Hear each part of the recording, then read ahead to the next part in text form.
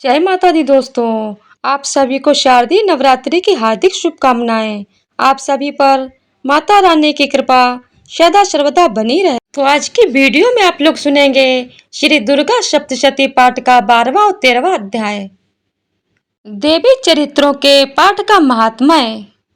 देवी बोली, देवताओं जो एकाग्रचित होकर प्रतिदिन इन स्थितियों से मेरा स्तवन करेगा, उसकी सारी बाधा मैं निश्चय ही दूर कर दूंगी। जो मधुकैटभ का नाश, महिषासुर का वध तथा शुंभ निशुंभ के संहार के प्रसंग का पाठ करेंगे तथा अष्टमी, चतुर्दशी और नवमी को जो एकाग्रचित हो भक्ति पूर्वक मेरे उत्तम महात्म्य का श्रवण करेंगे, उन्हें कोई पाप नहीं छू सकेगा। उन पर पाप जनित आपत्तियां भी नहीं आएंगी। उनके घर में कभी दरिद्रता नहीं होगी तथा उनको कभी प्रेमी जनों के विछोह का कष्ट भी नहीं भोगना पड़ेगा। इतना ही नहीं, उन्हें शत्रु से, लुटेरों से, राजाओं से, शस्त्र से, अग्नि से तथा जल की राशि से भी कभी भय नहीं होगा। इसीलिए सबको एकाग्रचित होकर भक्ति पूर्वक मेरे इस महात्म्य को सदा पढ़ना और सुनना चाहिए। यह परम कल्याणकारक है। मेरा महात्म्य महामारी जनित समस्त उपद्रवों तथा आध्यात्मिक आदि तीनों प्रकार के उत्पादों को शांत करने वाला है। मेरे जिस मंदिर में प्रतिदिन विधि पूर्वक मेरे इस महात्म्य का पाठ किया जाता है, उस स्थान को मैं कभी नहीं छोड़ती। वहाँ सदा ही मेरा सन्निधान बना रहता है। बलिदान, पूजा, होम तथा महोत्सव के अवसरों पर मेरे इस चरित्र का पूरा पूरा पाठ और श्रवण करना चाहिए। ऐसा करने पर मनुष्य विधि को जानकर या बिना जाने भी मेरे लिए जो बलि, पूजा या होम आदि करेगा, उसे मैं बड़ी प्रसन्नता के साथ ग्रहण करूंगी। शरतकाल में जो वार्षिक महापूजा की जाती है, उस अवसर पर जो मेरे इस महात्म्य को भक्ति पूर्वक सुनेगा, वह मनुष्य मेरे प्रसाद से सब बाधाओं से मुक्त तथा धन, धान्य एवं पुत्र से संपन्न होगा। इसमें तनिक भी संदेह नहीं है। मेरे इस महात्म्य, मेरे प्रादुर्भाव की सुंदर कथाएं तथा युद्ध में किए हुई मेरे पराक्रम सुनने से मनुष्य निर्भय हो जाता है। मेरे महात्म्य का श्रवण करने वाले पुरुषों के शत्रु नष्ट हो जाते हैं, उन कल्याण की प्राप्ति होती तथा उनका कुल आनंदित रहता है। सर्वत्र शांति। कर्म में बुरे स्वप्न दिखाई देने पर तथा ग्रह जनित भयंकर पीड़ा उपस्थित होने पर मेरा महात्म्य श्रवण करना चाहिए। इससे सब विघ्न तथा भयंकर ग्रह पीड़ाएं शांत हो जाती हैं और मनुष्यों द्वारा देखा हुआ दुस्वप्न शुभ स्वप्न में परिवर्तित हो जाता है। बाल ग्रहों से आक्रांत हुए बालकों के लिए यह महात्म्य शांतिकारक है तथा मनुष्यों के संगठन में फूट होने पर यह अच्छी प्रकार मित्रता कराने वाला होता है। यह महात्म्य समस्त दुराचारियों के बल का नाश कराने वाला है। इसके पाठ मात्र से राक्षसों, भूतों और पिशाचों का नाश हो जाता है। मेरा यह सब महात्म्य मेरे सामीप्य की प्राप्ति कराने वाला है। सम्यक प्रकार पुष्प, अर्ध, धूप, दीप, गंध आदि उत्तम सामग्रियों द्वारा पूजन करने से, ब्राह्मणों को भोजन कराने से, होम करने से, प्रतिदिन अभिषेक करने से, नाना प्रकार के अन्य भोगों का अर्पण करने से तथा दान देने आदि से 1 वर्ष तक जो मेरी आराधना की जाती है और उससे मुझे जितनी प्रसन्नता होती है, उतनी प्रसन्नता मेरे इस उत्तम चरित्र का एक बार श्रवण करने मात्र से हो जाती है। यह महात्म्य श्रवण करने पर पापों को हर लेता है और आरोग्य प्रदान करता है। मेरे प्रादुर्भाव का कीर्तन समस्त भूतों से रक्षा करता है तथा मेरा युद्ध विषय का चरित्र दुष्ट दैत्यों का संहार करने वाला। इसके श्रवण करने पर मनुष्यों को शत्रु का भय नहीं रहता।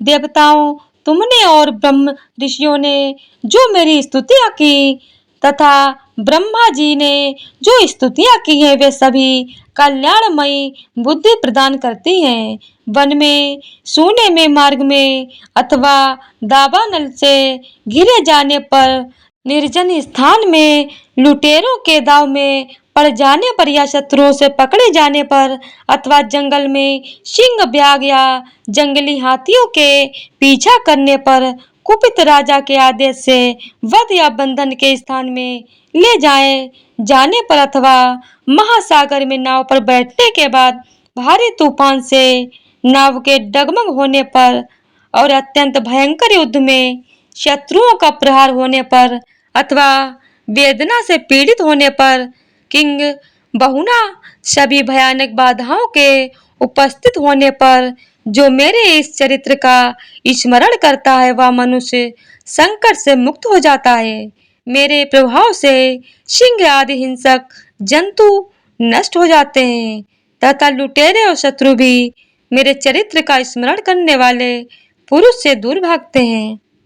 ऋषि कहते हैं, यो कहकर प्रचंड पराक्रम वाली भगवती चंडिका सब देवताओं के देखते देखते वहीं अंतर ध्यान हो गईं। फिर समस्त देवता भी शत्रुओं के मारे जाने से निर्भय हो पहले की ही भांति यज्ञ भाग का उपभोग करते हुए अपने अपने अधिकार का पालन करने लगे। संसार का विध्वंस करने वाले महाभयंकर अतुल पराक्रमी देव शत्रु शुंभ तथा महाबली निशुंभ के युद्ध में देवी द्वारा मारे जाने पर शेष दैत्य पाताल लोक में चले गए। राजन, इस प्रकार भगवती अंबिका देवी नित्य होती हुई भी पुनः पुनः प्रकट होकर जगत की रक्षा करती हैं। वही इस विश्व को मोहित करती, वे ही जगत को जन्म देती तथा वो ही प्रार्थना करने पर संतुष्ट हो विज्ञान एवं समृद्धि प्रदान करती हैं। राजन, महाप्रलय के समय महामारी का स्वरूप धारण करने वाली वे महाकाली ही समस्त ब्रह्मांड में व्याप्त हैं। वे ही समय समय पर महामारी होती और वे ही स्वयं अजन्मा होती हुई भी सृष्टि के रूप में प्रकट होती हैं। वे सनातनी देवी ही समय अनुसार संपूर्ण भूतों की रक्षा करती हैं। मनुष्यों के अभ्युदय के समय वे ही घर में लक्ष्मी के रूप में स्थित हो उन्नति प्रदान करती हैं और वे ही अभाव के समय दरिद्रता बनकर विनाश का कारण होती हैं। पुष्प, धूप और गंध आदि से पूजन करके उनकी स्तुति करने पर वे धन, पुत्र, धार्मिक बुद्धि तथा उत्तम गति प्रदान करती हैं। तो इस तरह फल स्तुति नामक 12वां अध्याय पूरा हुआ। बोलिए जय माता दी। श्री दुर्गा सप्तशती पाठ का 13वां अध्याय। ऋषि कहते हैं, राजन, इस प्रकार मैंने तुमसे देवी के उत्तम महात्म्य का वर्णन किया जो इस जगत को धारण करती हैं। उन देवी का ऐसा ही प्रभाव है, वे ही विद्या ज्ञान उत्पन्न करती हैं। भगवान विष्णु की माया स्वरूपा उन भगवती द्वारा ही तुम ये वैश्य तथा अन्याय विवेकी जन मोहित होते हैं, मोहित हुए हैं तथा आगे भी मोहित होंगे। महाराज, तुम उन्हीं परमेश्वरी की शरण में जाओ। आराधना करने पर वे ही मनुष्यों को भोग, स्वर्ग तथा मोक्ष प्रदान करती हैं। मार्कंडेय जी कहते हैं, क्रोष्टकी जी मेधा मुनि के ये वचन सुनकर राजा सुरथ ने उत्तम व्रत का पालन करने वाले उन महाभाग महर्षियों को प्रणाम किया। वे अत्यंत ममता और राज्य परहरण से बहुत खिन्न हो चुके थे। महामुनि इसीलिए विरक्त होकर वे राजा तथा वैश्य तत्काल तपस्या को चले गए और वे जगदम्बा के दर्शन के लिए नदी के तट पर रहकर तपस्या करने लगे। वे वैश्य उत्तम देवी सूक्त का जप करते हुए तपस्या में प्रवृत्त हुए। वे दोनों नदी के तट पर देवी की मिट्टी की मूर्ति बनाकर पुष्प, धूप और हवन आदि के द्वारा उनकी आराधना करने लगे। उन्होंने पहले तो आहार को धीरे धीरे कम किया, फिर बिल्कुल निराहार रहकर देवी में ही मन लगाए एकाग्रता पूर्वक उनका चिंतन आरंभ किया। वो दोनों अपने शरीर के रक्त से प्रोक्षित बलि देते हुए लगातार 3 वर्ष तक संयम पूर्वक आराधना करते रहे। इस पर प्रसन्न होकर जगत को धारण करने वाली चंडिका देवी ने प्रत्यक्ष दर्शन देकर कहा। देवी बोली, राजन तथा अपने कुल को आनंदित करने वाले वैश्य, तुम लोग जिस वस्तु की अभिलाषा रखते हो वह मुझसे मांगो, मैं संतुष्ट हूँ, अतः तुम्हें वह सब कुछ दूंगी।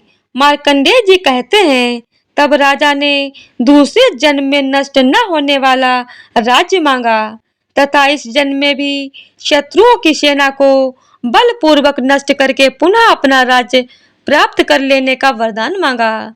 वैश्य का चित्त संसार की ओर से खिन्न एवं विरक्त हो चुका था और वे बड़े बुद्धिमान थे, अतः उस समय उन्होंने तो ममता और अहंता रूप आसिकता नाश करने वाला ज्ञान मांगा। देवी बोली, राजन, तुम थोड़े ही दिनों में शत्रुओं को मारकर अपना राज्य प्राप्त कर लोगे।